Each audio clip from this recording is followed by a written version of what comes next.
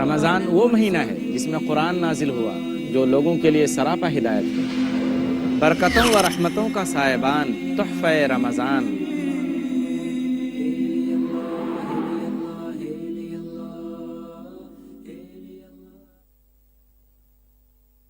الحمدللہ رب العالمین والصلاة والسلام علی خاتم الانبیاء والمرسلین محمد وآلہ وصحبہ اجمعین، اما بعد رب اشرح لی صدری ویسر لی امری واحلل عقدۃ من لسانی یفقہوا قولی۔ ناظرین کرام، تحفہ رمضان کی یہ نویں نشست ہے، اس میں آپ تمام حضرات کا پرتپاک استقبال کرتا ہوں۔ السلام علیکم ورحمۃ اللہ وبرکاتہ۔ آج کا جو عنوان ہے وہ ہے قرآن پاک کی تلاوت کے آداب۔ ناظرین کرام، قرآن پاک کی تلاوت سے پہلے آدمی اپنے دل میں یہ بات سوچے کہ یہ اللہ کا کلام ہے، یہ کوئی عام انسانی کلام نہیں۔ اپنے دل میں یہ بات بیٹھائے کہ اللہ تبارک و تعالیٰ نے اس میں میری کامیابی رکھی ہے، اللہ تبارک و تعالیٰ نے اس میں سارے کائنات کے لیے ہدایت کی چیز پوشیدہ رکھی ہے، اللہ تبارک و تعالیٰ نے اس کلام پاک کے اندر ہر ایک کی کامیابی رکھی ہے۔ یہ وہ قرآن ہے جس کے بارے میں اللہ کے رسول صلی اللہ علیہ وسلم نے فرمایا۔ ابو سعید خدری رضی اللہ تعالیٰ عنہ اس حدیث کے راوی ہیں کہ آپ صلی اللہ علیہ وسلم نے حضرت ابو سعید خدری رضی اللہ تعالیٰ عنہ کو وصیت کی کہ اوصیک بتقوی اللہ، کہ اے ابو سعید میں تجھے اللہ سے ڈرنے کی وصیت کرتا ہوں۔ فإنہ رأس کل شیء، اس لیے کہ تقوی ہر چیز کی بنیاد اور اصل ہے۔ وعلیک بالجہاد فإنہ رہبانیۃ الاسلام، اور میں تجھے جہاد کی وصیت کرتا ہوں اس لیے کہ اسلام کے اندر اسی کا نام رہبانیت ہے۔ وعلیک بذکر اللہ وتلاوۃ القرآن فإنہ روحک فی السماء وذکرک فی الارض، اور میں تجھے اس بات کی تاکید کرتا ہوں کہ تم اللہ کو یاد کرو، اللہ کا ذکر کرو اور قرآن پاک کی تلاوت کرو، اس لیے کہ قرآن پاک کی تلاوت یہ تمہارے لیے آسمان میں راحت کا سبب اور زمین کے اوپر ذکر خیر کا باعث اور سبب ہے۔ سلسلۃ الاحادیث الصحیحہ جلد 2 حدیث نمبر 555، یہ وہ قرآن ہے جس کے بارے میں اللہ کے رسول صلی اللہ علیہ وسلم نے فرمایا کہ اے لوگو قرآن پاک پڑھو، اگر تم چاہتے ہو کہ اللہ اور اس کا رسول تم سے محبت کرے تو تم قرآن پاک کی تلاوت کرو۔ عن عبداللہ بن مسعود رضی اللہ عنہ قال قال رسول اللہ صلی اللہ علیہ وسلم من سرہ ان یحب اللہ ورسولہ فلیقرأ فی المصحف، سلسلۃ الاحادیث الصحیحہ جلد 5 حدیث نمبر 2342، کہ نبی اکرم صلی اللہ علیہ وسلم نے فرمایا کہ جو شخص یہ چاہتا ہے کہ اللہ اور اس کا رسول اس سے محبت کرے تو اسے قرآن پاک کی تلاوت کرنی چاہیے۔ اور یہ وہ قرآن ہے جس کے بارے میں وہ صحیح حدیث موجود ہے۔ عبداللہ ابن عباس رضی اللہ تعالیٰ عنہما اس حدیث کے راوی ہیں کہ آپ صلی اللہ علیہ وسلم کے پاس ایک شخص آیا اور اس نے کہا کہ اے اللہ کے رسول صلی اللہ علیہ وسلم، میں نے خواب میں یہ دیکھا ہے کہ ایک بادل ہے جس میں سے گھی اور شہد ٹپک رہے ہیں، اس کی کیا تعبیر ہے اور اس کا کیا مطلب ہے؟ آپ صلی اللہ علیہ وسلم کے پاس حضرت ابو بکر رضی اللہ تعالیٰ عنہ بیٹھے تھے، انہوں نے کہا بے ابی انت واللہ، میرے باپ آپ پر قربان، اے اللہ کے رسول صلی اللہ علیہ وسلم آپ مجھے اس بات کی اجازت دیجئے کہ میں اس خواب کا مطلب بتاؤں۔ تو آپ صلی اللہ علیہ وسلم نے فرمایا کہ تم بتاؤ اس کا مطلب کیا ہے؟ تو حضرت ابو بکر رضی اللہ تعالیٰ عنہ نے اس خواب کا مطلب بتایا کہ اے اللہ کے رسول صلی اللہ علیہ وسلم، جہاں تک بادل کا سوال ہے تو بادل سے مراد اسلام ہے، اور جہاں تک اس نے جو خواب میں یہ دیکھا ہے کہ بادل سے گھی اور شہد ٹپک رہے ہیں تو اس سے مراد قرآن پاک کی شیرینی، قرآن پاک کی حلاوت اور قرآن پاک کی مٹھاس ہے۔ اور جہاں تک اس کا یہ سوال ہے، اس کا یہ کہنا ہے کہ لوگ اس میں سے بہت زیادہ لے رہے ہیں اور کچھ لوگ ایسے ہیں جو کم لے رہے ہیں، تو اس کا مطلب یہ ہے کہ کچھ لوگ قرآن پاک کو زیادہ یاد کریں گے اور کچھ لوگ قرآن پاک کو کم یاد کر پائیں گے۔ تو ناظرین کرام، اس کتاب کی عظمت ہمارے دل میں بیٹھی ہو، ہم یہ سوچ کر اللہ کی کتاب کی تلاوت کریں کہ یہ کلام الہی ہے جو اللہ کی صفت ہے۔ اس کے بعد ہم ذہن میں یہ بات بیٹھائیں کہ یہ قرآن پاک کی تلاوت یہ عبادت کی چیز ہے،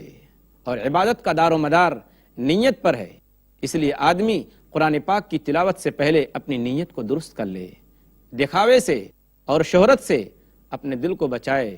عن عمر بن الخطاب رضی اللہ عنہ قال سمعت رسول اللہ صلی اللہ علیہ وسلم یقول انما الاعمال بالنیات وانما لكل امرئ ما نوى فمن كانت هجرته الى دنیا یصیبها او الى امرأة ينكحها فهجرته الى ما هاجر الیہ۔ صحیح بخاری کتاب بدء الوحی باب کیف کان بدء الوحی الى رسول اللہ صلی اللہ علیہ وسلم، باب نمبر 1، حدیث نمبر 1۔ عمر بن خطاب رضی اللہ تعالیٰ عنہ کہتے ہیں کہ میں نے آپ صلی اللہ علیہ وسلم کو فرماتے ہوئے سنا کہ اے لوگو، تمام اعمال کا دار و مدار نیت پر ہے، کہ جس نے نیت اللہ اور اس کے رسول کے واسطے ہجرت کے لیے کی تو اس کو اس کا ثواب ملے گا، تو اس کی ہجرت اللہ اور اس کے رسول کے لیے ہوگی، اور جس نے ہجرت کی کسی عورت سے شادی کرنے کے لیے، کسی لڑکی سے شادی کرنے کے لیے، تو اس کی ہجرت اسی کے لیے ہوگی جس کی اس نے نیت کی تھی۔ تو اس حدیث سے پتہ چلا کہ قرآن پاک کی تلاوت جو ایک عبادت ہے، اس سے پہلے بھی آدمی نیت کرے، اس کے بعد پاک صاف اور باوضو ہو کر قرآن پاک کی تلاوت کرے، اس لیے کہ قرآن کریم اللہ کا کلام ہے، اور کلام الہی کا ادب اور تقاضا یہی ہے کہ اس پاک کتاب کی تلاوت باوضو ہو کر کی جائے اور پاک صاف ہو کر کی جائے۔ قرآن پاک کی تلاوت کرنے سے پہلے جب بھی چاہے ایک ہی آیت تلاوت کرنی ہو، اعوذ باللہ من الشیطان الرجیم پڑھ کر شیطان سے ضرور اللہ کی پناہ مانگے، کیونکہ اللہ تبارک و تعالیٰ کا صاف حکم موجود ہے، فَإِذَا قَرَأْتَ الْقُرْآنَ فَاسْتَعِذْ بِاللَّهِ مِنَ الشَّيْطَانِ الرَّجِيمِ، سورہ نحل سورہ نمبر 16 آیت نمبر 98۔ اس آیت کا ترجمہ یہ ہے کہ جب جب تم قرآن پاک پڑھو، اس کی تلاوت کرو، تو شیطان مردود سے اللہ کی پناہ مانگو۔ اس کے بعد قرآن کی تلاوت کے آداب میں سے یہ بات بھی شامل ہے کہ قرآن کریم کے معانی کو سمجھ کر پڑھنے کی کوشش کرے، اس لیے کہ بغیر سمجھے قرآن پاک پڑھنے سے وہ لذت حاصل نہیں ہوگی، وہ فائدہ حاصل نہیں ہوگا جو قرآن کا مطلوب اور مقصود ہے۔ قرآن پاک کی تلاوت کے آداب میں سے یہ بات بھی شامل ہے کہ جب قرآن پاک کی تلاوت آدمی کرے تو ایسی جگہ پر کرے جو جگہ پاک و صاف ہو، گندی اور ناپاک جگہوں پر قرآن پاک کی تلاوت نہ کی جائے، اور ان جگہوں پر بھی قرآن پاک کی تلاوت آدمی نہ کرے جہاں شور و ہنگامہ ہو، گویا کہ اس طریقے سے قرآن پاک کی بے ادبی ہوگی۔ اللہ کا فرمان ہے وَقَالَ الَّذِينَ كَفَرُوا لَا تَسْمَعُوا لِهَذَا الْقُرْآنِ وَالْغَوْا فِيهِ لَعَلَّكُمْ تَغْلِبُونَ، سورہ فصلت سورہ نمبر 41 آیت نمبر 26۔ اس آیت کا ترجمہ یہ ہے، کافروں کا ذکر ہے کہ جب محمد صلی اللہ علیہ وسلم اور آپ کے ساتھی قرآن پاک کی تلاوت کرتے تھے، قرآن پاک پڑھتے تھے، تو یہ کافر شور مچایا کرتے تھے، یہ اپنی آوازیں اونچی کیا کرتے تھے تاکہ یہ قرآن پاک کی آواز دب جائے۔ چنانچہ اللہ کہتا ہے وَقَالَ الَّذِينَ كَفَرُوا لَا تَسْمَعُوا لِهَذَا الْقُرْآنِ، اور جو لوگ کافر ہیں وہ کہتے ہیں کہ دیکھو خبردار قرآن کی طرف دھیان مت دینا، قرآن جو کچھ پڑھا جا رہا ہے قرآن میں سے اس کو مت سننا، اور جتنا تم سے ہو سکے قرآن پاک کی تلاوت کے دوران تم شور و ہنگامہ کرو تاکہ تم قرآن پاک کی آواز پر غالب آ جاؤ۔ یہ آیت ہم کو یہ بتاتی ہے کہ قرآن پاک کی تلاوت ایسی جگہ کی جائے جہاں شور و ہنگامہ نہ ہو۔ قرآن پاک کی تلاوت کے آداب میں سے یہ بات بھی شامل ہے کہ آدمی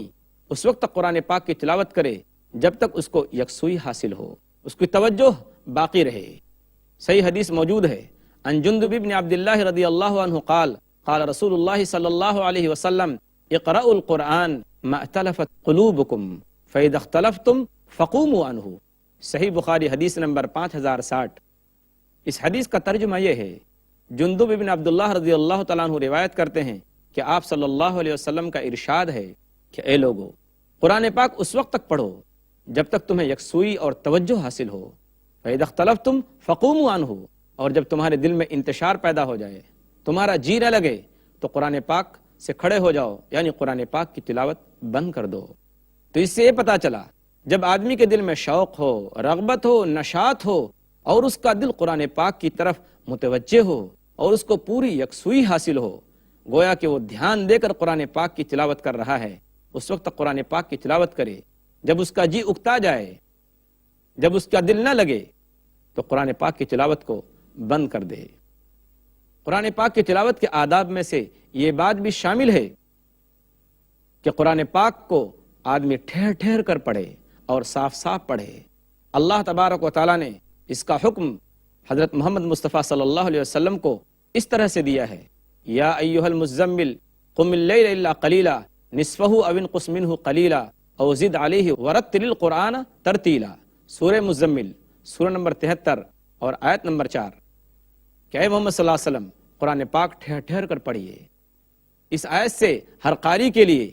یہ بات واضح ہوئی اور ثابت ہوئی کہ جو بھی قرآن پاک کی تلاوت کر رہا ہے وہ قرآن پاک ٹھہر ٹھہر کر اور صاف صاف پڑھے۔